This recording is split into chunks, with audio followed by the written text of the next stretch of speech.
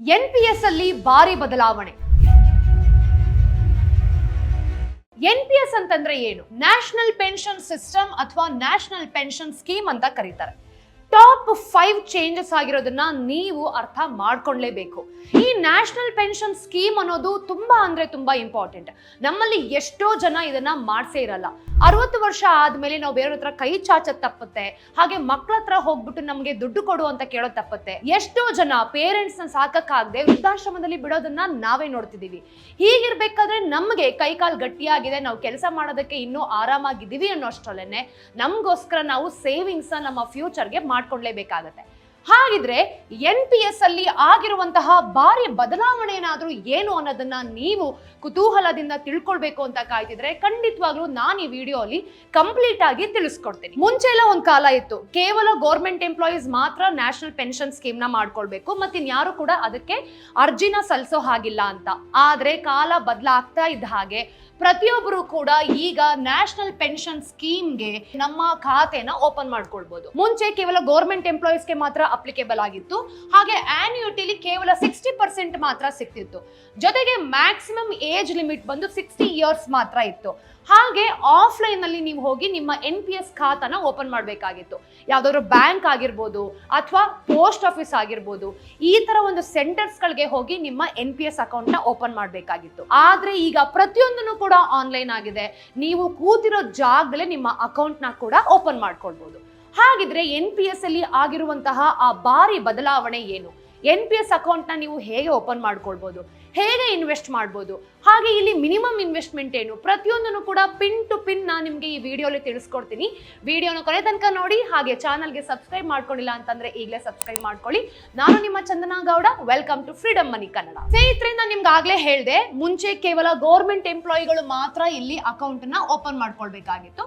ಹಾಗೆ ಆನ್ಯುಟಿ ಅಂತ ಏನಿದೆ ಅದು ಕೇವಲ 60% ಮಾತ್ರ ಇತ್ತು. ಅಂದ್ರೆ ನಿಮ್ಗೆ ನೀವು ಇನ್ವೆಸ್ಟ್ ಮಾಡಿರುವಂತಹ ದುಡ್ಡು 60% ನಿಮ್ಗೆ ವಾಪಸ್ ಬರುವಂತದ್ದು. ಆಮೇಲೆ ಮ್ಯಾಕ್ಸಿಮಮ್ ಏಜ್ ಲಿಮಿಟ್ ಬಂದು ಕೇವಲ 60 ವರ್ಷ ಇತ್ತು. ಹಾಗೆ ಆಫ್ಲೈನ್ ಅಲ್ಲಿ ಮಾತ್ರ ನೀವು ನಿಮ್ಮ ಅಕೌಂಟ್ ಅನ್ನ ಹೋಗಿ ಓಪನ್ ಮಾಡಬಹುದಾಗಿತ್ತು. ಈಗ ಇದು ಅಪ್ಲೈ ಫಾರ್ ಆಲ್, ಅಂದ್ರೆ ಪ್ರತಿಯೊಬ್ಬರು ಸಹ ನಿಮ್ಮ ಅಕೌಂಟ್ ಅನ್ನ NPS ಅಲ್ಲಿ ಓಪನ್ ಮಾಡ್ಕೊಳ್ಬಹುದು. ಜೊತೆಗೆ 60 ಇಯರ್ಸ್ ಇಂದ 65 ಇಯರ್ಸ್ ವರೆಗೂ ಆಗಿದೆ, 70 ಇಯರ್ಸ್ ಆಗಿದ್ರೆ 75 ವರೆಗೂ ಕೂಡ ಇದೆ. ಆನ್ಲೈನ್ ಅಲ್ಲಿ ನಿಮ್ಮ NPS ಅಕೌಂಟ್ ಅನ್ನ ನೀವು ಓಪನ್ ಮಾಡ್ಕೊಳ್ಬಹುದು. ಅಂದ್ರೆ ಇದು ಪ್ರತಿಯೊಬ್ಬರಿಗೂ ಸಹ ಅಪ್ಲಿಕೇಬಲ್ ಆಗಿದೆ. ಕೇವಲ ಗೌರ್ಮೆಂಟ್ ಎಂಪ್ಲಾಯಿಗಳಿಗೆ ಮಾತ್ರ ಅಲ್ಲ, ಪ್ರತಿಯೊಬ್ಬರು ಸಹ ಈ ಅಕೌಂಟ್ ಅನ್ನ ಓಪನ್ ಮಾಡ್ಕೊಳ್ಬಹುದು. ನಾನು ಹೇಳಿದ್ದೆ 2004 ಅಲ್ಲಿ ಗೌರ್ಮೆಂಟ್ ಅಪ್ಡೇಟ್ ಆಗಿತ್ತು. ಸೊ ಅದೇ ಕಾರಣದಿಂದ ಆ ಓಲ್ಡ್ ಚೇಂಜಸ್ ಏನಿದೆ, ಆ ಓಲ್ಡ್ ಚೇಂಜಸ್ ಇಂದ ಈಗ ನಮ್ಮ ಪ್ರೆಸೆಂಟ್ ಅಲ್ಲಿ ಯಾವ ಚೇಂಜಸ್ ಬಂದಿದೆ ಅನ್ನೋದನ್ನ ನಾವೀಗ ನೋಡೋಣ. NPS ಅನ್ನೋದು ಯಾವ ರೀತಿ ವರ್ಕ್ ಆಗುತ್ತೆ? ನ್ಯಾಷನಲ್ ಪೆನ್ಷನ್ ಸ್ಕೀಮ್ ಅಥವಾ ನ್ಯಾಷನಲ್ ಪೆನ್ಷನ್ ಸಿಸ್ಟಮ್ ಅನ್ನೋದು 18 ವರ್ಷದಿಂದ 40 ವರ್ಷದ ಒಳಗೆ ನೀವೇನಾದ್ರೂ ಇದ್ದೀರಾ ಅಂತಂದ್ರೆ ಈ ಒಂದು ಅಕೌಂಟ್ ಅನ್ನ ಓಪನ್ ಮಾಡ್ಕೊಳ್ಬಹುದು. 18 ವರ್ಷದಲ್ಲಿ ನೀವೇನಾದ್ರೂ ಅಕೌಂಟ್ ನ ಓಪನ್ ಮಾಡ್ತೀರಾ, ಅಥವಾ 30 ವರ್ಷದಲ್ಲಿ ಓಪನ್ ಮಾಡ್ತೀರಾ, ಇಲ್ಲ 25 ವರ್ಷದಲ್ಲೂ ಅಕೌಂಟ್ ನ ಓಪನ್ ಮಾಡ್ತೀರಾ ಅಂತಂದ್ರೆ ವೆಲ್ ಅಂಡ್ ಗುಡ್. ಯಾಕಂದ್ರೆ ಹೋಗ್ತಾ ನೀವು ಅದನ್ನ ದುಡ್ಡು ಕಟ್ಟೋದಕ್ಕೆ ಈಸಿ ಆಗುತ್ತೆ. ಆದ್ರೆ ಮ್ಯಾಕ್ಸಿಮಮ್ ಬಂದು 40 ವರ್ಷದ ಒಳಗಡೆ, 18 ರಿಂದ 40 ವರ್ಷದ ಒಳಗಡೆ ನೀವು NPS ಅಕೌಂಟ್ ಅನ್ನ ಓಪನ್ ಮಾಡ್ಬೋದು. ಹಾಗೇನೆ ನಾವೀಗ ಅನ್ಕೊಳ್ಳೋಣ ನಿಮ್ಗೆ 25 ವರ್ಷ ಆಗಿದೆ, 30 ವರ್ಷ ಆಗಿದೆ ಅಂತ ಅನ್ಕೊಳ್ಳೋಣ. 30 ವರ್ಷ ಅಂತಂದ್ರೆ ಇಲ್ಲಿ ಟೆನ್ಯೂರ್ ಪೀರಿಯಡ್ ಬಂದು 30 ವರ್ಷ ಇರುತ್ತೆ. ಸೊ 30 ವರ್ಷಗಳ ತನಕ ನೀವು NPSಗೆ ವರ್ಷಕ್ಕೆ ಎಷ್ಟಾಗುತ್ತೋ ಅಷ್ಟು ದುಡ್ಡನ್ನ ಕಟ್ಬೋದು. ಇಲ್ಲಿ ಮಿನಿಮಮ್ ಇನ್ವೆಸ್ಟ್ಮೆಂಟ್ ಬಂದು 1000 ರೂಪೀಸ್ ಇದೆ. ಮಿನಿಮಮ್ ಇನ್ವೆಸ್ಟ್ಮೆಂಟ್ ಇಂದ ನೀವು 2000ನ ಅಥವಾ 5000ನ ಇಲ್ಲ 10,000ನ ನಿಮ್ಮ ಅನುಗುಣಕ್ಕೆ ತಕ್ಕ ಹಾಗೆ ಶಕ್ತಿಗೆ ಎಷ್ಟಾಗುತ್ತೋ ಅಷ್ಟನ್ನ ನೀವು ತಿಂಗಳಿಗೆ ಕಟ್ಕೊಂಡು ಹೋಗ್ಬೋದು. 60 ವರ್ಷ ಆದ್ಮೇಲೆ ನಿಮ್ಗೆ NPS ಅಲ್ಲಿ ಬಡ್ಡಿ ಸಮೇತ 60% ದುಡ್ಡು ವಾಪಸ್ ಬರುತ್ತೆ, ನಿಮ್ಮ ಅಕೌಂಟ್ಗೆ ಡೈರೆಕ್ಟ್ ಆಗಿ ವಾಪಸ್ ಬರುತ್ತೆ. ಹಾಗಿದ್ರೆ ಈ NPS ಅಕೌಂಟ್ ಅನ್ನ ಯಾರೆಲ್ಲ ಓಪನ್ ಮಾಡ್ಕೊಳ್ಬಹುದು? ಇಂಡಿಯನ್ಸ್ ಅಕೌಂಟ್ ನ ಓಪನ್ ಮಾಡ್ಬೋದು. ಅಂದ್ರೆ ನಮ್ಮ ಭಾರತದಲ್ಲಿ ಯಾರೆಲ್ಲ ಒಂದು ಭಾರತೀಯ ಪ್ರಜೆಗಳಾಗಿರ್ತಿರೋ, ಸಿಟಿಸನ್ಶಿಪ್ ಅನ್ನ ಹೊಂದಿರ್ತಿರೋ ಅವರೆಲ್ಲನೂ ಸಹ NPS ಅಕೌಂಟ್ ಅನ್ನ ಓಪನ್ ಮಾಡ್ಬೋದು. ಜೊತೆಗೆ NRIs ಅಂದ್ರೆ ನಾನ್ ರೆಸಿಡೆಂಟ್ ಇಂಡಿಯಾಸ್, ಇಂಡಿಯಾ ಇಂದ ಹೊರಗಡೆ ಬೇರೆ ಕಂಟ್ರಿಲಿ ಯಾರ್ಯಾರೆಲ್ಲ ಇರ್ತಾರೋ ಅವರು ಸಹ ನಿಮ್ಮ ಒಂದು NPS ಅಕೌಂಟ್ ಅನ್ನ ಇಂಡಿಯಾದಲ್ಲಿ, ಭಾರತದಲ್ಲಿ ಓಪನ್ ಮಾಡ್ಕೊಳ್ಬಹುದು.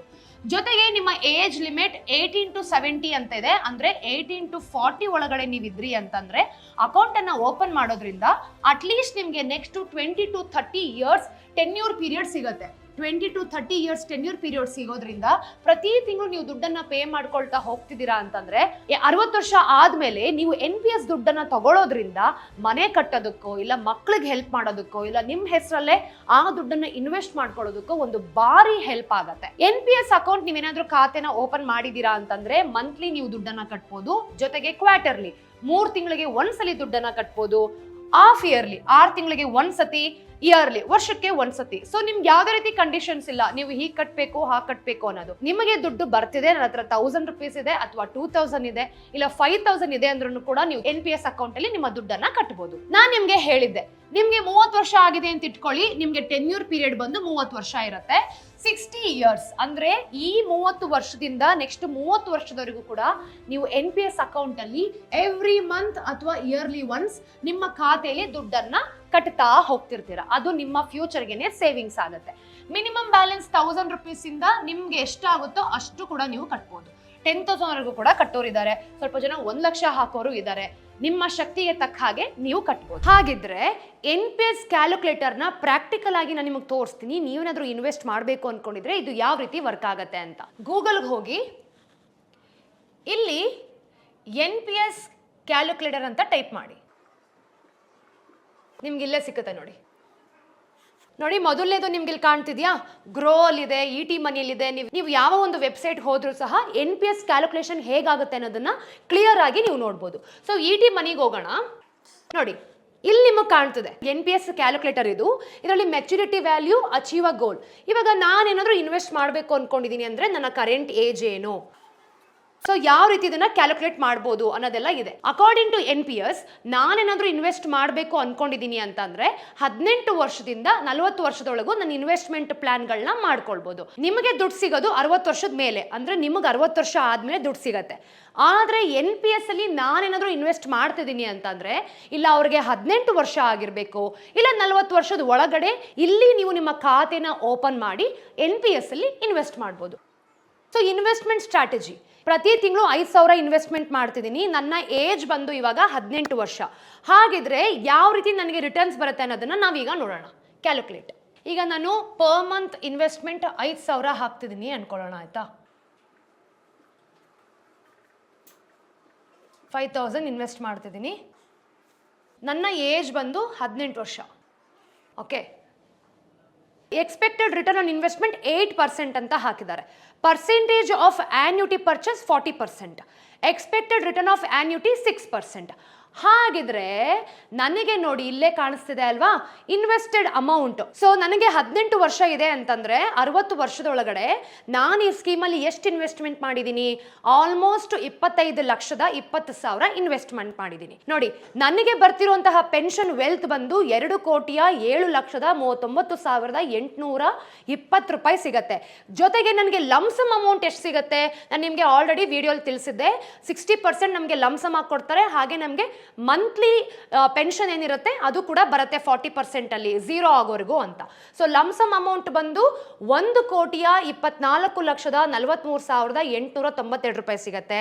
ಮಂತ್ಲಿ ಪೆನ್ಷನ್ ಅಂದ್ರೆ 40% ನಿಮಗೆ ಮತ್ತೆ ಏನು ರೀಇನ್ವೆಸ್ಟ್ಮೆಂಟ್ ಮಾಡ್ತಾರೆ ಅದು ನಿಮಗೆ ಎವ್ರಿ ಮಂತ್ ಪೆನ್ಷನ್ ಆಗಿ 40,479 ರೂಪಾಯಿ ಸಿಗತ್ತೆ. ಇದು ನನಗೆ 18 ವರ್ಷ ಇದ್ದಾಗ ನಾನು ಇನ್ವೆಸ್ಟ್ ಮಾಡೋ ಅಂತ ಪ್ಲಾನ್ ನಲ್ಲಿ ನನಗೆ ಬರುವಂತಹ ಒಂದು ಇನ್ಕಮ್. ಅದೇ ನನಗೆ 30 ವರ್ಷ ಅಂತ ಅನ್ಕೊಳ್ಳೋಣ. 30 ವರ್ಷದಲ್ಲಿ ನಾನು ಸ್ಟಾರ್ಟ್ ಮಾಡಿದ್ದೀನಿ ಇನ್ವೆಸ್ಟ್ ಮಾಡೋದನ್ನ. ಸೊ 60 ವರ್ಷ ಆಗೋಷ್ಟರಲ್ಲಿ ನಾನು ಎಷ್ಟು ಇನ್ವೆಸ್ಟ್ಮೆಂಟ್ ಮಾಡಿರ್ತೀನಿ, 18 ಲಕ್ಷ ಇನ್ವೆಸ್ಟ್ಮೆಂಟ್ ಮಾಡಿರ್ತೀನಿ. ಅಂದರೆ ಎಕ್ಸ್ಪೆಕ್ಟೆಡ್ ರಿಟರ್ನ್ ಆನ್ ಇನ್ವೆಸ್ಟ್ಮೆಂಟ್ ನಾನು ಪ್ರತಿ ತಿಂಗಳು 5,000 ಕಟ್ತಾ ಇದ್ದೀನಿ. ನನಗೆ ಏಜ್ ಒಂದು 30 ವರ್ಷ. ಎಕ್ಸ್ಪೆಕ್ಟೆಡ್ ರಿಟರ್ನ್ ಆನ್ ಇನ್ವೆಸ್ಟ್ಮೆಂಟ್ 8% ಅಲ್ಲಿದೆ. Percentage of annuity 40%, expected return on annuity 6%. ನಾನು 18 ಲಕ್ಷ ಇನ್ವೆಸ್ಟ್ ಮಾಡಿದ್ದೀನಿ ಅಂತಂದ್ರೆ ನನಗೆ 30 ವರ್ಷ ಇರಬೇಕಾದ್ರೆ ಸ್ಟಾರ್ಟ್ ಮಾಡಿರುವಂತಹ NPS ಸ್ಕೀಮು 60 ವರ್ಷ ಆಗೋಷ್ಟರಲ್ಲಿ ಫಿನಿಶ್ ಮಾಡಿರ್ತೀನಿ. ಅಂದರೆ 30 ವರ್ಷ ನನಗೆ ಇದೊಂದು ಟೆನ್ಯೂರ್ ಪೀರಿಯಡ್ ಇರುತ್ತೆ. ಅಷ್ಟರಲ್ಲಿ ನಾನು ಎಷ್ಟು ಇನ್ವೆಸ್ಟ್ಮೆಂಟ್ ಮಾಡಿರ್ತೀನಿ, 18 ಲಕ್ಷ ಇನ್ವೆಸ್ಟ್ ಮಾಡಿರ್ತೀನಿ. ಸೊ ನನಗೆ ಈ ಒಂದು NPS ಅಲ್ಲಿ ನನ್ನ ಬಡ್ಡಿ ಪ್ರತಿಯೊಂದು ಕೂಡ ಎಲ್ಲಾನು ಜನರೇಟ್ ಆಗಿ ಬರುವಂಥದ್ದು ಪೆನ್ಷನ್ ವೆಲ್ತ್ ಆಗಿ 75,01,475. ನನಗೆ ಲಂಸಮ್ ಅಮೌಂಟ್ ಬಂದು 45,885 ರೂಪಾಯಿ ಸಿಗುತ್ತೆ. ಮಂತ್ಲಿ ಪೆನ್ಷನ್ ಬಂದು ನನಗೆ 15,000 ಸಿಗುತ್ತೆ. ಸೊ ಇಲ್ಲೇ ಅರ್ಥ ಮಾಡ್ಕೊಳ್ಳಿ, ನಮ್ಮ ಏಜ್ ಯಾವ ರೀತಿ ಇರುತ್ತೋ ಅದ್ರ ಮೇಲೆ ನಮ್ಮ NPS ಅಲ್ಲಿ ನಾವು ಏನನ್ನ ಇನ್ವೆಸ್ಟ್ ಮಾಡ್ತೀವಿ ಆ ಮನಿ ಗ್ರೋ ಆಗ್ತಾನೆ ಹೋಗ್ತಿರುತ್ತೆ. 18 ವರ್ಷ ಇದ್ದಾಗ ನಮಗೆ ಜಾಸ್ತಿ ಅಮೌಂಟ್ ಸಿಗುತ್ತೆ, ಯಾಕಂದ್ರೆ ತುಂಬಾ ವರ್ಷದಿಂದ ಇನ್ವೆಸ್ಟ್ ಮಾಡಿರ್ತೀವಿ. 30 ವರ್ಷ ಇದ್ದಾಗ ಸ್ವಲ್ಪ ನಮ್ಮ ಇನ್ವೆಸ್ಟೆಡ್ ಅಮೌಂಟ್ ಕಮ್ಮಿ ಇರುತ್ತೆ, ತಿಂಗಳು ಪೆನ್ಷನ್ ಸಹ ಕಮ್ಮಿ ಇರುತ್ತೆ. ಅದೇ ಇವಾಗ ನನಗೆ 40 ವರ್ಷ ಅಂತ ಅನ್ಕೊಳ್ಳೋಣ. 40 ವರ್ಷ ಆದರೆ ತಿಂಗಳು 5,000ನ ಇನ್ವೆಸ್ಟ್ ಮಾಡ್ತಿದ್ದೀನಿ. ಸೊ ನನ್ನ ಏಜ್ 40 ವರ್ಷ, expected return 8%, percentage of annuity ಮತ್ತು ಎಕ್ಸ್ಪೆಕ್ಟೆಡ್ ರಿಟರ್ನ್ ಆಫ್ ಆನ್ಯುಟಿ 6% ನೋಡಿದ್ದೀರಾ. ಸೊ ಇಲ್ಲಿ 40 ವರ್ಷ ಅಂತಂದರೆ 60 ಇಯರ್ಸ್ ಆದಮೇಲೆ ನನಗೆ ದುಡ್ಡು ಸಿಗುತ್ತೆ. ಸೊ 20 ವರ್ಷ ನಾನು ಈ ಒಂದು ಸ್ಕೀಮಲ್ಲಿ ದುಡ್ಡನ್ನು ಕಟ್ಟಿರ್ತೀನಿ. ನಾನು ಎಷ್ಟು ಇನ್ವೆಸ್ಟ್ಮೆಂಟ್ ಮಾಡಿರ್ತೀನಿ? 12 ಲಕ್ಷ ಇನ್ವೆಸ್ಟ್ ಮಾಡಿರ್ತೀನಿ. ಜೊತೆಗೆ ನನಗೆ ಸಿಗುವಂಥ ಪೆನ್ಷನ್ ವೆಲ್ತ್ ಬಂದು 29,64,736. ಜೊತೆಗೆ ನನಗೆ ಸಿಗುವಂಥ ಲಂಸಮ್ ಅಮೌಂಟ್ ಅಂದರೆ 60% ನಾವು ಲಂಸಮ್ ಆಗಿ ಅಮೌಂಟನ್ನು ಡ್ರಾ ಮಾಡ್ಬೋದು ಅಂತ ಹೇಳಿದೆ ಅಲ್ವಾ. ಸೊ ಅಲ್ಲಿ ನನಗೆ 17,78,841 ರೂಪಾಯಿನ ಲಂಸಮ್ ಆಗಿ ನನ್ನ ಅಕೌಂಟಿಗೆ ಟ್ರಾನ್ಸ್ಫರ್ ಮಾಡಿಸ್ಕೊಳ್ಬೋದು. ಜೊತೆಗೆ ಪ್ರತಿ ತಿಂಗಳು ವಯಸ್ಸಾದ್ಮೇಲೆ ಅಂದರೆ 60 ವರ್ಷ ಆದಮೇಲೆ 60% ಲಂಸಮ್ ಅಮೌಂಟ್ ಸಿಗೋದ್ರ ಜೊತೆಗೆ ನನಗೆ 5,000 ಚಿಲ್ಲರೆ ಅಷ್ಟು ಪೆನ್ಷನ್ ಅಮೌಂಟ್ ಎವ್ರಿ ಮಂತ್ ಬರ್ತಾನೇ ಇರುತ್ತೆ. ಸೊ ನೀವೇನಾದ್ರೂ NPS ಸ್ಕೀಮಲ್ಲಿ ಇನ್ವೆಸ್ಟ್ ಮಾಡಬೇಕು ಅನ್ಕೊಂಡಿದ್ದೀರಾ ಅಂತಂದ್ರೆ ಕರೆಕ್ಟ್ ಏಜು 18 ಇಯರ್ಸ್ ಇದ್ರೆ ಸ್ಟಾರ್ಟ್ ಮಾಡಿ. ಇಲ್ಲ ನನಗೆ 18 ಇಯರ್ಸ್ ಅಲ್ಲಿ ನಾನು ಸ್ಟಾರ್ಟ್ ಮಾಡೋಕ್ಕಾಗಿಲ್ಲ, ನಾನು 25 ವರ್ಷದಲ್ಲಿ ಮಾಡ್ತೀನಿ ಅಂತ ಅನ್ಕೊಂಡ್ರು ಕೂಡ 25 ವರ್ಷಕ್ಕೂ ನಾನು ಒಂದ್ಸತಿ ನಿಮಗೆ ಎಕ್ಸಾಂಪಲ್ ತೋರಿಸ್ತೀನಿ. ಈಗ 25ಗೆ ಹೋಗೋಣ ಆಯ್ತಾ. ಓಕೆ, ನನಗೆ 25 ವರ್ಷ ಇದ್ದಾಗ ಸ್ಟಾರ್ಟ್ ಮಾಡಿದಂತಹ ಪೆನ್ಷನ್ ಸ್ಕೀಮ್ ಅಮೌಂಟು ಆಲ್ಮೋಸ್ಟ್ 60 ವರ್ಷ ಆದಮೇಲೆ 21 ಲಕ್ಷನ ನಾನು ಇನ್ವೆಸ್ಟ್ ಮಾಡಿದ್ದೀನಿ. ನನಗೆ ಒಂದೇ ಸತಿ ಅಂದರೆ ಪೆನ್ಷನ್ ವೆಲ್ತ್ ಬರೋವಂಥದ್ದು 1,15,45,875 ರೂಪಾಯಿ. ನನಗೆ ಸಿಗುವಂಥ ಲಂಸಮ್ ಅಮೌಂಟ್ ಬಂದು 69,27,525 ರೂಪಾಯಿ. ಹಾಗಿದ ಮೇಲೆ ನನಗೆ ಸಿಗುವಂತಹ ಮಂತ್ಲಿ ಪೆನ್ಷನ್ನು 23,000 ಸಿಗತ್ತೆ. ಸೊ ಇಲ್ಲೇ ನಾವು ಅರ್ಥ ಮಾಡ್ಕೊಳ್ಬೇಕು, ನಮ್ಮ ಏಜ್ ಎಷ್ಟು ಕಮ್ಮಿ ಇರುತ್ತೋ ಅಷ್ಟು ಕೂಡ ನಾವು ಜಾಸ್ತಿ ಇನ್ವೆಸ್ಟ್ ಮಾಡ್ತಾ ಹೋಗ್ತಿರ್ತೀವಿ. 60 ವರ್ಷ ಆದ್ಮೇಲೆ ನಾವು ಯಾರನ್ನೂ ಕೂಡ ಕೇಳೋಂತ ಅವಶ್ಯಕತೆ ಇರಲ್ಲ. ನಮ್ಗೆ ಲಂಸಮ್ ಆಗಿ ದುಡ್ಡು ಬರೋದ್ರ ಜೊತೆಗೆ ಪ್ರತಿ ತಿಂಗಳು ಈ ರೀತಿ ನಮ್ಗೆ ಪೆನ್ಷನ್ ಬರುತ್ತೆ. ಸೊ ನಿಮ್ಮೆಲ್ರಿಗೂ ಸಹ NPS ಅಲ್ಲಿ ಯಾವ ರೀತಿ ನೀವು ಕ್ಯಾಲ್ಕುಲೇಟ್ ಮಾಡ್ಬೋದು ಅನ್ನೋದನ್ನ ತೋರಿಸಿದೀನಿ. ನಿಮ್ಗೆ ಏನಾದ್ರೂ ಇಂಟ್ರೆಸ್ಟ್ ಇದ್ದಲ್ಲಿ ಇನ್ವೆಸ್ಟ್ ಮಾಡಿ. ಸೊ ನ್ಯಾಷನಲ್ ಪೆನ್ಷನ್ ಸ್ಕೀಮ್ ಅಲ್ಲಿ ನಾವೇನಾದ್ರೂ ದುಡ್ಡನ್ನ ಸೇವ್ ಮಾಡ್ತಿದೀವಿ ಅಂದ್ರೆ ಪ್ರತಿ ತಿಂಗಳು 5,000 ಹಾಕ್ತಿದೀವಿ ಅಂತಂದ್ರೆ ನಮ್ಮ ದುಡ್ಡನ್ನ ಮ್ಯಾನೇಜ್ ಮಾಡೋದಕ್ಕೆ ಫಂಡ್ ಮ್ಯಾನೇಜರ್ ಇರ್ತಾರೆ. ಅಂದ್ರೆ ನೀವು ನನ್ಗೆ ಇಲ್ಲಿ ಪ್ರಶ್ನೆ ಕೇಳ್ತಿರ್ಬೋದು, ನ್ಯಾಷನಲ್ ಪೆನ್ಷನ್ ಸ್ಕೀಮ್ ಸಹ ಮ್ಯೂಚುವಲ್ ಫಂಡ್ ತರ ಕೆಲಸ ಮಾಡತ್ತಾ ಅಂತ. ಹೌದು, ಮ್ಯೂಚುವಲ್ ಫಂಡ್ಸ್ ತರನೇ ನ್ಯಾಷನಲ್ ಪೆನ್ಷನ್ ಸ್ಕೀಮ್ ಕೂಡ ಕೆಲಸ ಮಾಡುತ್ತೆ. ನಮ್ಮ ದುಡ್ಡು ಏನಿರುತ್ತೆ ಆ ದುಡ್ಡನ್ನ ಬೇರೆ ಬೇರೆ ಕಡೆ ಡೈವರ್ಸಿಫೈ ಮಾಡ್ತಿರ್ತಾರೆ, ಅಂದ್ರೆ ಬೇರೆ ಬೇರೆ ಸ್ಟಾಕ್ಸ್ ಗಳಿಗೆ ಇನ್ವೆಸ್ಟ್ ಮಾಡ್ತಿರ್ತಾರೆ. ಸೊ ಹಾಗೇನೆ 30 ವರ್ಷ ಆದ್ಮೇಲೆ ಆ ದುಡ್ಡೆಲ್ಲ ತುಂಬಾ ಹ್ಯೂಜ್ ಮನಿ ಆಗಿ ನಮ್ಗೆ ರಿಟರ್ನ್ಸ್ ಆಗುತ್ತೆ. ಈಗ NPS ಇರುವಂತ ಫಂಡ್ ಮ್ಯಾನೇಜರ್ ಏನ್ ಮಾಡ್ತಾರೆ ಅಂತಂದ್ರೆ ಈ ರೀತಿ ನಮ್ಮ ಅಸೆಟ್ ಏನಿರುತ್ತೆ ಅಂದ್ರೆ ನಾವ್ ಏನು ಒಂದು ದುಡ್ಡನ್ನ ಇನ್ವೆಸ್ಟ್ ಮಾಡಿರ್ತೀವಿ 4 ರೀತಿಯಾಗಿ ಡಿವೈಡ್ ಮಾಡ್ತಾರೆ. 4 ರೀತಿಯಾಗಿ ಡಿವೈಡ್ ಮಾಡಿ ಅವ್ರು ಆ ರೀತಿ ಇನ್ವೆಸ್ಟ್ ಮಾಡ್ತಾರೆ. ಈಕ್ವಿಟಿ E ಅಪ್ ಟು 75% ವರೆಗೂ ಇರುತ್ತೆ. Government securities G up to 100% ವರೆಗೂ ಇರುತ್ತೆ. ಕಾರ್ಪೊರೇಟ್ ಡೆಬ್ಟ್ ಅದು ಅಪ್ ಟು 100% ವರೆಗೂ ಇರುತ್ತೆ. ಜೊತೆಗೆ ಆಲ್ಟರ್ನೇಟಿವ್ ಇನ್ವೆಸ್ಟ್ಮೆಂಟ್ ಅಂತ ಏನಿರುತ್ತೆ ಅದು ಅಪ್ ಟು 5% ವರೆಗೂ ಇರುತ್ತೆ. ಸೊ NPS ಯಾವ ರೀತಿ ವರ್ಕ್ ಆಗುತ್ತೆ ಅಂತಂದ್ರೆ ನಾವೀಗ ಪ್ರತಿ ತಿಂಗಳು 5,000 ದುಡ್ಡನ್ನ ಕಟ್ತಿದೀವಿ, 30 ವರ್ಷವರೆಗೂ ದುಡ್ಡನ್ನ ಕಟ್ಟಿದೀವಿ, 60 ವರ್ಷ ಆದ್ಮೇಲೆ ಆ ದುಡ್ಡು ನಮ್ಗೆ ವಾಪಸ್ ಬರುತ್ತೆ. ಕಾರ್ಪ್ಸ್ ಅಂತ ಏನಿರುತ್ತೆ ಇಲ್ಲಿ ದುಡ್ಡನ್ನ ಕಟ್ಟಿರ್ತೀವಿ ಅಂತ ಇಟ್ಕೊಳ್ಳಿ, 60% ನಮ್ಗೆ ಅವರು ನಾವು ಕಟ್ಟಿರೋ ದುಡ್ಡನ್ನ ವಾಪಸ್ ಕೊಡ್ತಾರೆ. ಅಂದ್ರೆ ನಾವು ಇನ್ವೆಸ್ಟ್ ಮಾಡಿರೋದು 25 ಲಕ್ಷ ಕಟ್ಟಿದೀವಿ ಅಂತ ಇಟ್ಕೊಳ್ಳಿ, ಅದರಲ್ಲಿ ನಮ್ಮ ದುಡ್ಡು ಹ್ಯೂಜ್ ಆಗಿ ಟರ್ನ್ ಆಗಿರುತ್ತೆ. ಅದು 14.7 crores ಅಂತ ನಾವು ಎಕ್ಸಾಂಪಲ್ ಅಲ್ಲಿ ನೋಡಿದ್ವಿ. ಅದರಲ್ಲಿ ನಮ್ಗೆ 60% ದುಡ್ಡು ನಮ್ಮ ಅಕೌಂಟಿಗೆ ಡೈರೆಕ್ಟ್ ಆಗಿ ಹೋಗುತ್ತೆ. ಇನ್ನು 40% ಏನಿರುತ್ತೆ ಆ 40% ಅನ್ನ ಮತ್ತೆ ರೀಇನ್ವೆಸ್ಟ್ಮೆಂಟ್ ಮಾಡ್ತಾರೆ ನಮ್ಮ ಹೆಸರಲ್ಲಿ. ಸೊ ರೀಇನ್ವೆಸ್ಟ್ಮೆಂಟ್ ಮಾಡಾದ್ಮೇಲೆ ಆ ದುಡ್ಡು ಝೀರೋ ಆಗೋವರೆಗೂ ತನಕ ನಮ್ಮ ಅಕೌಂಟ್ಗೆ ಎವ್ರಿ ಮಂತ್ ಪೆನ್ಷನ್ ತರ ದುಡ್ಡು ಜನರೇಟ್ ಆಗಿ ಬರ್ತಾನೆ ಇರುತ್ತೆ. ಇದು ಕೇವಲ ನ್ಯಾಷನಲ್ ಪೆನ್ಷನ್ ಸ್ಕೀಮ್ ಅಲ್ಲಿ ಮಾತ್ರ ಈ ರೀತಿ ವರ್ಕ್ ಆಗೋದು. ಅದಕ್ಕೆ ಇದು one of the best retirement scheme ಅಂತ ಹೇಳೋದಕ್ಕೆ ನಾನು ಇಷ್ಟಪಡ್ತೀನಿ. ನೀವೇನಾದ್ರೂ ಈಕ್ವಿಟಿಯಲ್ಲಿ ಇನ್ವೆಸ್ಟ್ ಮಾಡ್ತಿದ್ದೀರಾ ಅಂತಂದ್ರೆ ನಿಮ್ಗೆ 75% ವರೆಗೂ ಕೂಡ ರಿಟರ್ನ್ ಸಿಗುತ್ತೆ. ನೀವೇನಾದ್ರೂ ಗೌರ್ಮೆಂಟ್ ಸೆಕ್ಯೂರಿಟೀಸ್ ಅಲ್ಲಿ ಇನ್ವೆಸ್ಟ್ ಮಾಡ್ತಿದ್ದೀರಾ ಅಂತಂದ್ರೆ ನಿಮ್ಗೆ ರಿಸ್ಕ್ ಕೂಡ ಹಾಗೆ ಇರುತ್ತೆ, ರಿಟರ್ನ್ ಸಹ ಸ್ವಲ್ಪ ಕಡಿಮೆ ಇರುತ್ತೆ. ಸೊ ಕಾರ್ಪೊರೇಟ್ ಬಾಂಡ್ಸ್ ಅಲ್ಲಿ ನೀವೇನಾದ್ರೂ ಇನ್ವೆಸ್ಟ್ ಮಾಡ್ತಿದ್ದೀರಾ ಅಂತಂದ್ರೆ ನಿಮ್ಗೆ ರಿಟರ್ನ್ ಸಹ ಕಡಿಮೆ ಇರುತ್ತೆ, ರಿಸ್ಕ್ ಸಹ ಜಾಸ್ತಿ ಇರುತ್ತೆ. ಹಾಗೆ ನೀವು ಆಲ್ಟರ್ನೇಟಿವ್ ಇನ್ವೆಸ್ಟ್ಮೆಂಟ್ಸ್ ಅಲ್ಲಿ ನಿಮ್ಮ ಫಂಡ್ ಮ್ಯಾನೇಜರ್ ಇನ್ವೆಸ್ಟ್ ಮಾಡ್ತಿದ್ದಾರೆ ಅಂತಂದ್ರೆ ಇಲ್ಲೂ ಕೂಡ ನಿಮ್ಗೆ ರಿಸ್ಕ್ ಫ್ಯಾಕ್ಟರ್ ಕಮ್ಮಿನೇ ಇರುತ್ತೆ. ಆಲ್ಟರ್ನೇಟಿವ್ ಇನ್ವೆಸ್ಟ್ಮೆಂಟ್ ಅಲ್ಲಿ ನೀವೇನಾದ್ರೂ ಇನ್ವೆಸ್ಟ್ ಮಾಡ್ತೀರಾ ಅಂತಂದ್ರೆ ಇಲ್ಲಿ RETS ಮುಖಾಂತರ ಇನ್ವೆಸ್ಟ್ ಮಾಡ್ತಾರೆ ನಿಮ್ಮ ಫಂಡ್ ಮ್ಯಾನೇಜರ್. ಹಾಗಿದ್ರೆ ಈ ಫಂಡ್ ಮ್ಯಾನೇಜರ್ ಏನಿರ್ತಾರೆ, ಈ ಫಂಡ್ ಮ್ಯಾನೇಜರ್ ಅಲ್ಲಿ ಎರಡು ರೀತಿ ವರ್ಕ್ ಆಗುತ್ತೆ. ಒಂದು ಆಕ್ಟಿವ್, ಇನ್ನೊಂದು ಆಟೋ. ಆಕ್ಟಿವ್ ಅಂತಂದ್ರೆ ನೀವೇ ಚೂಸ್ ಮಾಡ್ಕೊಳ್ಬಹುದು, ನಾನು ಯಾವ ಒಂದು ಸ್ಟಾಕ್ ಮೇಲೆ ನಾನು ಇನ್ವೆಸ್ಟ್ ಮಾಡ್ಬೋದು, ಯಾವ ಕಂಪನಿ ಮೇಲೆ ಇನ್ವೆಸ್ಟ್ ಮಾಡ್ಬೋದು ಅಂತ. ಆಟೋ ಅಂತಂದ್ರೆ ಪ್ರತಿಯೊಂದನ್ನು ಕೂಡ ಫಂಡ್ ಮ್ಯಾನೇಜರೇ ನೋಡ್ಕೊಳ್ತಾರೆ. ಆಕ್ಟಿವ್ ಅಲ್ಲಿ ನಮ್ಮ ಒಂದು ಇಂಪಾರ್ಟೆನ್ಸ್ ಇರುತ್ತೆ, ನಾವು ಬೇಕಾದ್ರೆ ಅದನ್ನ ಚೂಸ್ ಮಾಡ್ಕೊಳ್ಬಹುದು. ಯಾಕೆಂದ್ರೆ ನ್ಯಾಷನಲ್ ಪೆನ್ಷನ್ ಸ್ಕೀಮು ನಾನು ದುಡ್ಡು ಕಟ್ತೀನಿ ಅಂತಂದ್ರೆ ನನಗೆ ಇಷ್ಟವಾದ ಕಂಪನೀಸ್ಗಳನ್ನ ನಾನು ಚೂಸ್ ಮಾಡ್ಕೊಳ್ತೀವಿ. ಆಟೋ ಅಂತಂದ್ರೆ ಪ್ರತಿಯೊಂದು ಕೆಲಸನೂ ಸಹ ನಾವು ಫಂಡ್ ಮ್ಯಾನೇಜರ್ಗೆ ಕೊಡ್ತೀವಿ. ನಾನು ಆಗ್ಲೇ ನಿಮ್ಗೆ ಹೇಳಿದೆ, ಫಂಡ್ ಮ್ಯಾನೇಜರ್ NPS ಅಲ್ಲಿ ಎರಡು ತರ ಇರುತ್ತೆ, ಒಂದು ಆಕ್ಟಿವ್, ಇನ್ನೊಂದು ಆಟೋ ಅಂತ. ಆಕ್ಟಿವ್ ಅಲ್ಲಿ ಪ್ರತಿಯೊಂದನ್ನು ನಾವೇ ಚೂಸ್ ಮಾಡ್ತೀವಿ. ಆಟೋ ಅಲ್ಲಿ ಫಂಡ್ ಮ್ಯಾನೇಜರ್ದು ಕೆಲಸ ಇರುತ್ತೆ, ಪ್ರತಿಯೊಂದು ನಮ್ಮ ಅಕೌಂಟ್ ಅನ್ನ ಅವರೇ ಹ್ಯಾಂಡಲ್ ಮಾಡ್ತಿರ್ತಾರೆ. ಸೊ ನಿಮ್ಗೆ ಏನಾದ್ರೂ ಏಜ್ ಕಮ್ಮಿ ಇರುತ್ತೆ ಅಂತ ಇಟ್ಕೊಳ್ಳಿ, ಅಂದ್ರೆ 25 to 30 ಅಥವಾ 18 to 25 ಇರ್ತೀರಾ ಅಂತ ಇಟ್ಕೊಳ್ಳಿ. ಆಗ ಫಂಡ್ ಮ್ಯಾನೇಜರ್ ಏನ್ ಮಾಡ್ತಾರೆ, ನಿಮ್ಮನ್ನ ಅಸೆಟ್ ಕ್ಲಾಸ್ E ಅಲ್ಲಿ ಇನ್ವೆಸ್ಟ್ ಮಾಡ್ತಾರೆ. ಅದೇ ನಿಮ್ಗೆ ಏಜ್ ಜಾಸ್ತಿ ಇರುತ್ತೆ ಅಂತ ಇಟ್ಕೊಳ್ಳಿ, 40 ಮೇಲೆ ಅಥವಾ 50 ಮೇಲೆ ಏನಾದ್ರೂ ಏಜ್ ಇರುತ್ತೆ ಅಂತ ಇಟ್ಕೊಳ್ಳಿ. ಆಗ ನಿಮ್ಮ ಫಂಡ್ಸ್ ಗಳು ಏನಿರುತ್ತೆ ಅದನ್ನ ಪ್ರತಿಯೊಂದನ್ನು ಕೂಡ ಅಸೆಟ್ ಕ್ಲಾಸ್ G ಅಲ್ಲಿ ಇನ್ವೆಸ್ಟ್ ಮಾಡ್ತಾರೆ.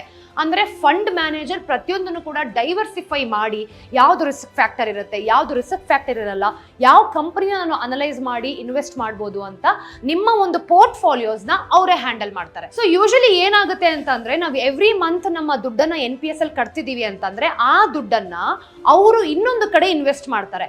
ಅದೇ ರೀತಿ ನಮ್ಗೆ ದುಡ್ಡು ಅಥವಾ ಬಡ್ಡಿಗಳು ಜನರೇಟ್ ಆಗೋದು. ಸೊ ಅವ್ರು ಏನ್ ಮಾಡ್ತಾರೆ, ಈ ದುಡ್ಡನ್ನ ಬೇರೆ ಕಂಪನೀಸ್ ಮೇಲೆ ಮಾರ್ಕೆಟ್ ಅಲ್ಲಿ ಇನ್ವೆಸ್ಟ್ ಮಾಡ್ತಾರೆ. ಅದರಿಂದ ನಮ್ಗೆ 30 ವರ್ಷ ಆದ್ಮೇಲೆ 60 ವರ್ಷ ನಮ್ಗೆ ಯಾವಾಗ ಆಗುತ್ತೋ ಈ ದುಡ್ಡು 60% ಮುಖಾಂತರ ನಮ್ಮ ಅಕೌಂಟ್ಗೆ ವಾಪಸ್ ಬರುತ್ತೆ. 40% ಆ ಕಾರ್ಪ್ಸ್ ಅಲ್ಲಿ ಮತ್ತೆ ರೀಇನ್ವೆಸ್ಟ್ಮೆಂಟ್ ಆಗತ್ತೆ. ಈ ರೀಇನ್ವೆಸ್ಟ್ಮೆಂಟ್ ಆಗೋದ್ರಿಂದ ಎವ್ರಿ ಮಂತ್ ನಮ್ಮ ಅಕೌಂಟಿಗೆ ಈ ಒಂದು ದುಡ್ಡು ಝೀರೋ ಆಗೋ ತನಕ ಪ್ರತಿ ತಿಂಗಳು ಪೆನ್ಷನ್ ಮುಖಾಂತರ ಬರುತ್ತೆ. ಅಂದ್ರೆ ಮಿನಿಮಮ್ 60,000 ಪ್ಲಸ್ ಅಮೌಂಟ್ ನಮ್ಮ ಅಕೌಂಟ್ಗೆ ಎವ್ರಿ ಮಂತ್ ಬರ್ತಾನೆ ಇರುತ್ತೆ. 60 ವರ್ಷ ಆದ್ಮೇಲೆ ಎವ್ರಿ ಮಂತ್ ನಮ್ಮ ಅಕೌಂಟ್ಗೆ ಈ ರೀತಿ ಪೆನ್ಷನ್ ಬರ್ತಿದೆ ಅಂತಂದ್ರೆ ನಾವು ಯಾರ ಹತ್ರನೂ ಕೈ ಚಾಚುವಂತ ಅವಶ್ಯಕತೆನೇ ಬರಲ್ಲ. ಮೆಡಿಸಿನ್ಸ್ಗೆ ಕೊಡು, ಹಾಸ್ಪಿಟ್ಲ್ ಕರ್ಕೊಂಡು ಹೋಗು, ಇಲ್ಲ ನನಗೆ ಖರ್ಚಿಗೆ ದುಡ್ಡು ಕೊಡು ಅಂತ ಯಾವ ತಂದೆ ತಾಯಿನೂ ಕೇಳೋಂತ ಅವಶ್ಯಕತೆನೇ ಇರಲ್ಲ. ಅಷ್ಟೇ ಯಾಕೆ, ನನಗೆ ವಯಸ್ಸಾದ್ಮೇಲೆ ನನ್ನ ಮಕ್ಕಳನ್ನ ಕೇಳೋ ಅಂತ ಒಂದು ನೆಸೆಸಿಟಿನೇ ಬರಲ್ಲ. ಅದಕ್ಕೆ ವಯಸ್ಸಿರ್ಬೇಕಾದ್ರೆ ನಮಗೋಸ್ಕರ ದುಡ್ಡು ಸೇವ್ ಮಾಡ್ಕೊಳ್ಳೋದು ತುಂಬಾನೇ ಇಂಪಾರ್ಟೆಂಟ್. ಇಲ್ಲಿ ಟ್ಯಾಕ್ಸ್ ಬೆನಿಫಿಟ್ಸ್ ತುಂಬಾನೇ ಇದೆ. ನ್ಯಾಷನಲ್ ಪೆನ್ಷನ್ ಸ್ಕೀಮ್ ಅಲ್ಲಿ ಮಾತ್ರ ನಿಮ್ಗೆ ರೀತಿ ಟ್ಯಾಕ್ಸ್ ಬೆನಿಫಿಟ್ಸ್ ಬರೋದು. ಅಂದ್ರೆ ಸೆಕ್ಷನ್ 80C ಅಲ್ಲಿ ನೀವು 1,50,000 ವರೆಗೂ ನಿಮ್ಗೆ ಬೆನಿಫಿಟ್ ಸಿಗತ್ತೆ. ಹಾಗೆ ಸೆಕ್ಷನ್ 80CCD 1B ಅಲ್ಲಿ 50,000 ವರೆಗೂ, ಅಂದ್ರೆ ಟೋಟಲ್ 2 ಲಕ್ಷದವರೆಗೂ ನಿಮ್ಗೆ ಟ್ಯಾಕ್ಸ್ ಬೆನಿಫಿಟ್ ಸಿಗುವಂತದ್ದು ಕೇವಲ NPS ಅಲ್ಲಿ ಮಾತ್ರ. ತುಂಬಾ ಜನ ಟ್ಯಾಕ್ಸ್ ಸೇವ್ ಮಾಡಬೇಕು ಅಥವಾ ಟ್ಯಾಕ್ಸ್ ಬೆನಿಫಿಟ್ಸ್ ನನಗೆ ಬೇಕು ಅನ್ನೋರು ಈ ಒಂದು ಕ್ಯಾಟಗರಿಯಲ್ಲಿ ಚೂಸ್ ಮಾಡ್ತಾರೆ. ಕೇವಲ ಟ್ಯಾಕ್ಸ್ ಬೆನಿಫಿಟ್ಸ್ ಅಂತ ಅಲ್ಲ, ನಿಮ್ಗೇನೆ ಅದು ತುಂಬಾ ಅಂದ್ರೆ ತುಂಬಾ ಡಬಲ್ ಬೆನಿಫಿಟ್ಸ್ ಆಗಿ ಬರುತ್ತೆ. ಸೊ ಇಷ್ಟೊತ್ತು NPS ಯಾವ ರೀತಿ ವರ್ಕ್ ಆಗುತ್ತೆ, NPS ಯಾವ ರೀತಿ ಇನ್ವೆಸ್ಟ್ ಮಾಡ್ತಾರೆ ಅನ್ನೋದನ್ನ ನಾನು ನಿಮ್ಗೆ ತಿಳಿಸ್ಕೊಟ್ಟೆ. ಹಾಗಿದ್ರೆ ನ್ಯೂ ರೂಲ್ಸ್ ಮತ್ತೆ ಚೇಂಜಸ್ ಏನಾಗಿದೆ ಅಂತ ನೋಡೋಣ. ಚೇಂಜಸ್ ಯಾವಾಗ್ಲೂ ಪ್ರತಿಯೊಂದು ಫೀಲ್ಡ್ ಅಲ್ಲೂ ಆಗ್ತಾನೆ ಇರುತ್ತೆ. ಚೇಂಜಸ್ ಅನ್ನೋದು ತುಂಬಾ ಅಂದ್ರೆ ತುಂಬಾ ಇಂಪಾರ್ಟೆಂಟ್. ಇಲ್ಲಿ ಏನಾಗಿದೆ ಅಂತಂದ್ರೆ different pension fund managers as per asset classes, ಅಂದ್ರೆ ಪ್ರತಿಯೊಂದು ಅಸೆಟ್ ಕ್ಲಾಸಸ್ಗೂ ಸಹ ಡಿಫ್ರೆಂಟ್ ಫಂಡ್ ಮ್ಯಾನೇಜರ್ ನ ಇಟ್ಟಿರ್ತಾರೆ. ಒಂದೇ ಫಂಡ್ ಮ್ಯಾನೇಜರ್ ಖಂಡಿತವಾಗ್ಲೂ ಇರಲ್ಲ. ಅಸೆಟ್ ಕ್ಲಾಸ್ E ಅಲ್ಲಿ ಒಬ್ರು ಫಂಡ್ ಮ್ಯಾನೇಜರ್ ಇದ್ರೆ ಅಸೆಟ್ ಕ್ಲಾಸಸ್ G ಅಲ್ಲಿ ಇನ್ನೊಬ್ರು, ಅಸೆಟ್ ಕ್ಲಾಸ್ C ಅಲ್ಲಿ ಜೊತೆಗೆ ನಾವು ಯಾವ ಫಂಡ್ ಮ್ಯಾನೇಜರ್ನ ಬೇಕು ಅನ್ನೋದನ್ನ ನಾವೇ ಕೂಡ ಚೂಸ್ ಮಾಡ್ಕೊಳ್ಬಹುದು. ಸೊ ಈ ಎಲ್ಲಾ ಕ್ಯಾಟಗರೀಸ್ ಅಲ್ಲೂ ಡಿಫ್ರೆಂಟ್ ಫಂಡ್ ಮ್ಯಾನೇಜರ್ಸ್ನ ನಾವು ನೋಡ್ಬೋದು, ಹಾಗೆ ಚೂಸ್ ಮಾಡ್ಕೊಳ್ಬಹುದು ಕೂಡ. ಆಮೇಲೆ ಸಿಸ್ಟಮೆಟಿಕ್ ಲಂಸಮ್ ವಿತ್ಡ್ರಾವಲ್. ಇಲ್ಲಿ 60% ಅಮೌಂಟ್ ಏನಿರುತ್ತೆ, ನಾವು ಏನ್ ಪೇ ಮಾಡಿರ್ತೀವಿ ಅದನ್ನ ನಾವು ಒಂದೇ ಸತಿ ವಿಡ್ರಾ ಮಾಡ್ಕೊಳ್ಬಹುದು.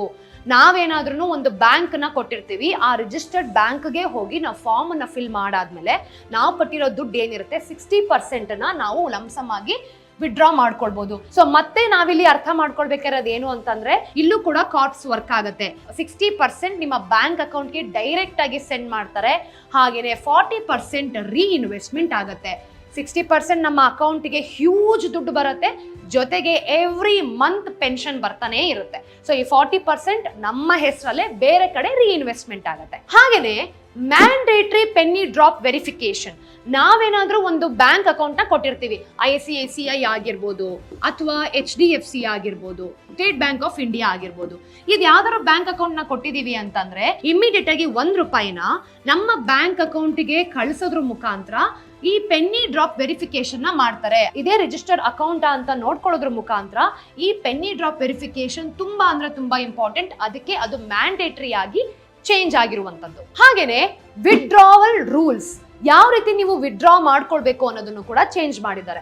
ನೀವೇನಾದ್ರೂ ಒಂದು ಎಮರ್ಜೆನ್ಸಿ ಆಗಿರುತ್ತೆ, ದುಡ್ಡನ್ನ ಕಟ್ಟಿರ್ತೀರಾ, ಆದ್ರೆ ನಿಮ್ಗೆ ಅಷ್ಟು ವರ್ಷವರೆಗೂ ಕಟ್ಟಕ್ಕಾಗಲ್ಲ. ಆಗೇನಾಗತ್ತೆ ಅಂತಂದ್ರೆ ಆಫ್ಟರ್ 3 years, ನೀವು 2019 ಕಟ್ಟಿರ್ತೀರಾ ಅಂತಂದ್ರೆ 20, 21, 22. ಸೊ ಆಫ್ಟರ್ 3 years ನೀವು ದುಡ್ಡನ್ನ ವಿಡ್ರಾ ಮಾಡ್ಕೊಳ್ಬಹುದು. ಅಂದ್ರೆ ನೀವು ಏನ್ ಇನ್ವೆಸ್ಟ್ಮೆಂಟ್ ಮಾಡಿರ್ತೀರೋ ಅದರಲ್ಲಿ 25% ನಿಮ್ಗೆ ದುಡ್ಡನ್ನ ಕೊಡ್ತಾರೆ. ಇದು ಕೂಡ ನೀವು 3 times 5 years ಗ್ಯಾಪ್ ಅಲ್ಲಿ ವಿಡ್ರಾ ಮಾಡ್ಕೊಳ್ಬೇಕು. ಒಂದೇ ಸತಿ ದುಡ್ಡನ್ನ ವಿಡ್ರಾ ಮಾಡ್ಕೊಳಕ್ ಆಗಲ್ಲ. 2020 ನಾನು ದುಡ್ಡನ್ನ ವಿಡ್ರಾ ಮಾಡ್ಕೊಳ್ತೀನಿ ಅಂತಂದ್ರೆ ನೀವು ಅಟ್ಲೀಸ್ಟ್ 5 years ಗ್ಯಾಪ್ ಕೊಟ್ಟು ನಿಮ್ಮ ದುಡ್ಡನ್ನ ವಿಡ್ರಾ ಮಾಡ್ಕೊಳ್ಬೇಕಾಗತ್ತೆ. ಯಾಕೆಂದ್ರೆ NPS ಅನ್ನೋದು ತುಂಬಾ ಲಾಂಗ್ ಟರ್ಮ್ ಇನ್ವೆಸ್ಟ್ಮೆಂಟ್. ಸೊ ನಾವು ಲಾಂಗ್ ಟರ್ಮ್ ಇನ್ವೆಸ್ಟ್ಮೆಂಟ್ ಮಾಡ್ತಿದೀವಿ ಅಂತಂದ್ರೆ ನಾವು ದುಡ್ಡನ್ನ ಬ್ಯಾಕ್ ಟು ಬ್ಯಾಕ್ ವಿಡ್ರಾ ಮಾಡ್ಕೊಳಕ್ ಆಗಲ್ಲ. ಲಾಂಗ್ ಟರ್ಮ್ ಇನ್ವೆಸ್ಟ್ಮೆಂಟ್ ಮಾಡೋ ಕಾರಣ ಅದೇ, ಇವತ್ತು ನನ್ಗೆ ಅದು ವರ್ಕ್ ಆಗಿಲ್ಲ ಅಂತಂದ್ರೆ ಮುಂದೆ ಫ್ಯೂಚರ್ಗೆ ನನಗೆ ಬೇಕು ಅಂತ. ಹಾಗೇನೆ ನೀವೇನಾದ್ರೂ ಹೋಗಿ ಒಂದು ಫಾರ್ಮ್ ನ ಫಿಲ್ಅಪ್ ಮಾಡಿ, ಎಮರ್ಜೆನ್ಸಿ ನಿಮ್ ರೀಸನ್ ಏನಿದೆ, ಯಾವ್ದಕ್ಕೋಸ್ಕರ ನೀವು ದುಡ್ಡನ್ನ ವಿಡ್ರಾ ಮಾಡ್ಕೊಳ್ಬೇಕು ಅಂತ ಅನ್ಕೊಂಡಿದೀರಾ ಅಂತಂದ್ರೆ ಖಂಡಿತವಾಗ್ಲೂ ಕೊಡ್ತಾರೆ. ತುಂಬಾ ಜನಕ್ಕೆ ಹೆಲ್ತ್ ಕಂಡೀಷನ್ ಸಿವಿಯರ್ ಆಗಿರುತ್ತೆ, ಅಂದ್ರೆ ಯಾರು ದುಡ್ಡನ್ನ ಸೇವ್ ಮಾಡಿರಲ್ಲ. ಅದೇ ದುಡ್ಡಲ್ಲಿ ನಾನು ಹಾಸ್ಪಿಟ್ಲಿಗೆ ಅಡ್ಮಿಟ್ ಆಗ್ಬೇಕು, ಇಲ್ಲ ಸರ್ಜರಿ ಮಾಡ್ಬೇಕು ಅಂತ ಅನ್ಕೊಂಡಿದ್ರೆ, ಇಲ್ಲ ಅಂತಂದ್ರೆ ಚಿಲ್ಡ್ರನ್ ಎಜುಕೇಶನ್ಗೆ ನನ್ನ ಮಕ್ಳೇನಾದ್ರೂ ಹೊರಗಡೆ ಹೋಗ್ತಿದ್ದಾರೆ ಅವ್ರಿಗೋಸ್ಕರ ದುಡ್ಡು ಬೇಕು ಅನ್ನೋದಿದ್ರೆ, ಆಮೇಲೆ ಹೋಮ್ ಕನ್ಸ್ಟ್ರಕ್ಷನ್, ನಾನು ಮನೆ ಕಟ್ಟಿಸ್ಬೇಕು ಅನ್ಕೊಂಡಿದೀನಿ ಅದಕ್ಕೋಸ್ಕರ ದುಡ್ಡಿಲ್ಲ ಅನ್ನೋದು ಹಾಗಿದ್ರೆ, ನಾನು ಯಾವ್ದಾದ್ರು ಕಂಪನಿನ ಸ್ಟಾರ್ಟ್ ಮಾಡ್ತಿದ್ದೀನಿ ಇನ್ವೆಸ್ಟ್ಮೆಂಟ್ಗೋಸ್ಕರ ನನ್ನ ಹತ್ರ ದುಡ್ಡಿಲ್ಲ ಅನ್ನೋದು ಹಾಗಿದ್ರೆ, ಜೊತೆಗೆ ಎಮರ್ಜೆನ್ಸಿ ರೀಸನ್ಸ್ ನಿಮ್ಮ ಹತ್ರ ಏನೇ ಇದ್ರೂ ಕೂಡ ಆ ಒಂದು ವ್ಯಾಲಿಡ್ ರೀಸನ್ಸ್ ನ ನೀವು ಕೊಟ್ಟು ಫಾರ್ಮ್ ನ ಫಿಲ್ಅಪ್ ಮಾಡಿದ್ದಲ್ಲಿ ಆಫ್ಟರ್ 3 years ನಿಮ್ಮ 25% ಏನಿರುತ್ತೆ ಆ ದುಡ್ಡು ವಾಪಸ್ ಬರುತ್ತೆ. ಅಂದ್ರೆ ಅಟ್ಲೀಸ್ಟ್ ಗ್ಯಾಪ್ ಕೊಟ್ಟು ನೀವು ತಗೊಳ್ಳೋದ್ರಿಂದ ನೀವು ದುಡ್ಡು ಏನ್ ಪೇ ಮಾಡಿರ್ತೀರಾ ಅದು ನಿಮ್ಗೆ ಸಿಗುತ್ತೆ. ಆದ್ರೆ I would recommend, national pension scheme ಅಲ್ಲಿ ನೀವು ಇನ್ವೆಸ್ಟ್ ಮಾಡ್ತಿದ್ದೀರಾ ಅಂತಂದ್ರೆ ಅಟ್ಲೀಸ್ಟ್ ಲಾಂಗ್ ಟರ್ಮ್ ಬಿಡಿ. ನಮ್ಗೆ ಇವತ್ತು ಹೆಲ್ಪ್ ಆಗಿಲ್ಲ ಅಂತಂದ್ರೂ ಕೂಡ ನಾವು ವಯಸ್ಸಾದ್ಮೇಲೆ ಆ ದುಡ್ಡು ನಮ್ಗೆ ದಾರಿ ದೀಪವಾಗಿ ನಿಂತ್ಕೊಳ್ಳುತ್ತೆ. ಪ್ರತಿಯೊಂದನ್ನು ಕೂಡ ಬ್ಯಾಂಕ್ ಹೋಗಿ ಅಥವಾ ಪೋಸ್ಟ್ ಆಫೀಸ್ಗೆ ಹೋಗಿ ಲೈನ್ ಅಲ್ಲಿ ನಿಂತ್ಕೊಂಡು ನಾವು ಕೆಲಸನ ಮಾಡ್ಬೇಕಾಗಿತ್ತು. ಈಗ ಆನ್ಲೈನ್ ಕಾಲ, UPI ಟ್ರಾನ್ಸಾಕ್ಷನ್ಸ್ ಕಾಲ ಅಂತಾನೆ ಹೇಳ್ಬೋದು. ಪ್ರತಿಯೊಂದನ್ನು ಕೂಡ ನಾವು UPI ಅಲ್ಲೇ ಮಾಡ್ಕೊಳ್ಬಹುದು. ಸೊ ಇಲ್ಲಿ ನೀವು NPS ವೆಬ್ಸೈಟ್ ಅಲ್ಲಿ ನಿಮ್ಮ ಲಾಗಿನ್ ID ಮತ್ತೆ ಪಾಸ್ವರ್ಡ್ ಇರುತ್ತೆ. ಸೊ ಅದನ್ನ ನೀವು ತಗೊಂಡು, ಹಾಗೆ ಕೋಡ್ ಮತ್ತೆ ಸ್ಕ್ಯಾನರ್ ಸಹ UPIಗೆ ಕೊಟ್ಟಿರ್ತಾರೆ. ಸೊ ಆ ಕೋಡ್ ಮತ್ತೆ ಸ್ಕ್ಯಾನರ್ ಏನಿರುತ್ತೆ ಅದನ್ನ ನೀವು UPI ಮುಖಾಂತರ ಡೈರೆಕ್ಟ್ ಆಗಿ NPSಗೆ ದುಡ್ಡನ್ನ ಕಾಂಟ್ರಿಬ್ಯೂಟ್ ಮಾಡಬಹುದು. NPS ಅಲ್ಲಿ ನಿಮ್ಮ ಅಕೌಂಟ್ ಮತ್ತೆ ಪಾಸ್ವರ್ಡ್ ಏನ್ ಕ್ರಿಯೇಟ್ ಆಗಿರುತ್ತೆ ಅಲ್ಲೇ ನಿಮ್ಗೆ ಕೋಡ್ ಮತ್ತೆ ಸ್ಕ್ಯಾನರ್ ಸಹ ಕೊಟ್ಟಿರ್ತಾರೆ. ಆ ಕೋಡ್ ಮತ್ತೆ ಸ್ಕ್ಯಾನರ್ನ ನೀವು ನಿಮ್ಮ UPI ಇಂದ, ನಿಮ್ಮ UPI ಅಕೌಂಟ್ ಇಂದ ಸ್ಕ್ಯಾನ್ ಮಾಡಿದ್ದಲ್ಲಿ ಡೈರೆಕ್ಟ್ ಆಗಿ ದುಡ್ಡನ್ನ ಟ್ರಾನ್ಸ್ಫರ್ ಮಾಡಬಹುದು. ಸೊ ಎವ್ರಿ ಮಂತ್ ನಾನು 5,000 ನನ್ನದಲ್ಲ, ಎಲ್ಲೋ ನಾನು ಒಂದ್ ಕಡೆ NPS ಅಲ್ಲಿ ಸೇವ್ ಮಾಡ್ತಿದ್ದೀನಿ ಅಂತ ದುಡ್ಡು ಹಾಕಿದ್ದಲ್ಲಿ ಅದು 60 ವರ್ಷ ಆದ್ಮೇಲೆ 60% ನನಗೆ ಲಂಸಮ್ ಅಮೌಂಟ್ ಬರೋದ್ರ ಜೊತೆಯಾಗಿ 40% ನನ್ನ ಹೆಸರಲ್ಲೇ ಮತ್ತೆ ರೀಇನ್ವೆಸ್ಟ್ಮೆಂಟ್ ಆಗುತ್ತೆ. ಸೊ ಎವ್ರಿ ಮಂತ್ ನನಗೆ 60,000 ಮೇಲೆ ಪೆನ್ಷನ್ ಸಹ ಸಿಗುತ್ತೆ. ಸೊ ಇವತ್ತು ಕೈಕಾಲು ಗಟ್ಟಿಯಾಗಿದೆ, ತುಂಬಾ ಎನರ್ಜಿ ಇದೆ ಅಂತ ನಾವು ಕೆಲಸ ಮಾಡ್ತಾನೆ ಇರ್ತೀವಿ. ಆದ್ರೆ 60 ವರ್ಷ ಆದ್ಮೇಲೆ ಈ ಕಡೆಯಿಂದ ಆ ಕಡೆ ಹೋಗೋದಕ್ಕೂ ಸಹ ತುಂಬಾ ಕಷ್ಟ ಆಗುತ್ತೆ. ಬೇರೆಯವ್ರ ಮೇಲೆ ಡಿಪೆಂಡ್ ಆಗುವಂತ ಕಾಲನೂ ಸಹ ಬರುತ್ತೆ. ಅಂತ ಸಮಯದಲ್ಲಿ ನಮ್ಮ ಹೆಸರಲ್ಲೇ 60,000 ತಿಂಗಳಿಗೆ ಬರ್ತಿದೆ ಅಥವಾ 30,000 ತಿಂಗಳಿಗೆ ಬರ್ತಿದೆ ಅಂತಂದ್ರೆ ಆ ದುಡ್ಡು ಎಷ್ಟು ಒಂದು ದೊಡ್ಡ ಅಮೌಂಟ್ ಆಗಿ ನಮ್ಮ ಮುಂದೆ ಕಾಣುತ್ತೆ ಅಲ್ವಾ. ತುಂಬಾ ಜನ ಹೇಳ್ತಾರೆ ಇನ್ನು 30 ವರ್ಷ ಯಾರು ಬದುಕಿರ್ತಾರೋ ಸತ್ತಿರ್ತಾರೋ ಆಮೇಲೆ ನಾವು ನೋಡ್ಕೊಳ್ಳೋಣ ಅಂತ. ಖಂಡಿತವಾಗ್ಲೂ ನಾವು ಅಷ್ಟು ನೆಗೆಟಿವ್ ಆಗಿ ಮಾತಾಡಬಾರ್ದು. ಯಾವುದೇ ಕಾರಣಕ್ಕೂ ನೀವು ದುಡಿತಿದ್ದೀರಾ ಅಂತಂದ್ರೆ ನಿಮ್ಮ ಫ್ಯೂಚರ್ ಸೇವಿಂಗ್ಸ್ ಬಗ್ಗೆನೂ ಕೂಡ ನಿಮ್ಗೆ ಗೊತ್ತಿರಲಿ. ಸ್ನೇಹಿತರೆ, ನ್ಯಾಷನಲ್ ಪೆನ್ಷನ್ ಸ್ಕೀಮ್ ಅಥವಾ ನ್ಯಾಷನಲ್ ಪೆನ್ಷನ್ ಸಿಸ್ಟಮ್ ಅಲ್ಲಿ ಭಾರಿ ಬದಲಾವಣೆ ಟಾಪ್ 5 ಬದಲಾವಣೆ ಏನಾಗಿದೆ ಅಂತ ನಾನು ನಿಮಗೆ ಡೀಟೇಲ್ಡ್ ಆಗಿ ತಿಳಿಸ್ಕೊಟ್ಟಿದ್ದೀನಿ. ಸೊ ನಿಮ್ಮಲ್ಲಿ ಶಕ್ತಿ ಇದೆ, ನೀವು ದುಡಿತಿದ್ದೀರಾ, ನಿಮ್ಮ ಫ್ಯೂಚರ್ನ ಸೆಕ್ಯೂರ್ ಮಾಡ್ಕೊಳ್ಬೇಕು ಅಂತಂದ್ರೆ ಈಗಲೇ ನಿಮ್ಮ ಹೆಸರಲ್ಲಿ NPS ಅಕೌಂಟನ್ನು ಅಥವಾ ಖಾತೆನ ಓಪನ್ ಮಾಡಿ. ಇಲ್ಲಿ ನಿಮಗೆ 2 lakhs ವರೆಗೂ ಕೂಡ ಟ್ಯಾಕ್ಸ್ ಬೆನಿಫಿಟ್ ಸಿಗತ್ತೆ. ಜೊತೆಗೆ 5,000ನ ಇನ್ವೆಸ್ಟ್ ಮಾಡ್ತಿದ್ದೀರಾ ಅಥವಾ 1,000ನೇ ಇನ್ವೆಸ್ಟ್ ಮಾಡ್ತಿದ್ದೀರಾ ಅಂತಂದ್ರೆ 60% ನಿಮ್ಮ ಅಕೌಂಟ್ಗೆ ಲಂಸಮ್ ಆಗಿ ಬರೋದ್ರ ಜೊತೆಗೆ 40% ನಿಮ್ಮ ಹೆಸರಲ್ಲಿ ರೀಇನ್ವೆಸ್ಟ್ಮೆಂಟ್ ಆಗುತ್ತೆ. ಪ್ರತಿ ತಿಂಗಳು ನಿಮ್ಗೆ ಅದು ಪೆನ್ಷನ್ ಆಗಿ ನಿಮ್ಮ ಅಕೌಂಟ್ಗೆ ಬಂದು ಬೀಳತ್ತೆ.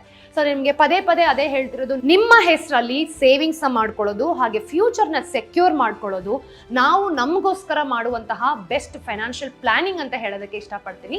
ಇವತ್ತಿನ ವಿಡಿಯೋ ನಿಮಗೆ ಇಷ್ಟ ಆಗಿದೆ ಅಂತ ಅನ್ಕೊಂಡಿದ್ದೀನಿ. ಇಷ್ಟ ಆದಲ್ಲಿ ಲೈಕ್ ಮಾಡಿ, ಶೇರ್ ಮಾಡಿ, ಸಬ್ಸ್ಕ್ರೈಬ್ ಮಾಡಿ. ಹಾಗೆ ನಮ್ಮ ಫ್ರೀಡಮ್ ಆ್ಯಪ್ನ ಕೂಡ ಡೌನ್ಲೋಡ್ ಮಾಡ್ಕೊಳ್ಳಿ. ನಮ್ಮಲ್ಲಿ 1000ಕ್ಕೂ ಹೆಚ್ಚಿನ ಕೋರ್ಸ್ಗಳಿದೆ. ಫಿನಾನ್ಸ್ ಆಗಿರ್ಬೋದು, ಬಿಸ್ನೆಸ್ ಆಗಿರ್ಬೋದು, ಅಗ್ರಿಕಲ್ಚರ್ ಆಗಿರ್ಬೋದು. ನಿಮ್ಗೆ ಯಾವ ಫೀಲ್ಡ್ ಅಲ್ಲಿ ಇಂಟ್ರೆಸ್ಟ್ ಇದೆಯೋ ಆ ಫೀಲ್ಡ್ ಅಲ್ಲಿ ನೀವು ಎನ್ರೋಲ್ ಆಗ್ಬೋದು. ಅಲ್ಲಿ ಸಕ್ಸಸ್ಫುಲ್ ಆಗಿರುವಂತಹ ಮೆಂಟರ್ಸ್ ನಿಮಗೆ ಫೋನ್ ಮುಖಾಂತರ ಗೈಡ್ ಮಾಡ್ತಾರೆ. ನಿಮ್ಗೆ ಏನಾದ್ರು ಇಂಥ ಪರ್ಟಿಕ್ಯುಲರ್ ಸಬ್ಜೆಕ್ಟ್ ಬಗ್ಗೆ ವಿಡಿಯೋ ಬೇಕು ಅಂತಂದ್ರೆ ಕಮೆಂಟ್ ಸೆಕ್ಷನ್ ಅಲ್ಲಿ ಕಮೆಂಟ್ ಮಾಡಿ. ಮತ್ತಷ್ಟು ಇನ್ಫಾರ್ಮೇಟಿವ್ ವಿಡಿಯೋಸ್ ಒಂದಿಗೆ ನಾನು ನಿಮ್ಮ ಮುಂದೆ ಬರ್ತೀನಿ. ಅಲ್ಲಿ ತನಕ ಟೇಕ್ ಕೇರ್. ನಾನು ನಿಮ್ಮ ಚಂದನ, ಸೈನಿಂಗ್ ಆಫ್.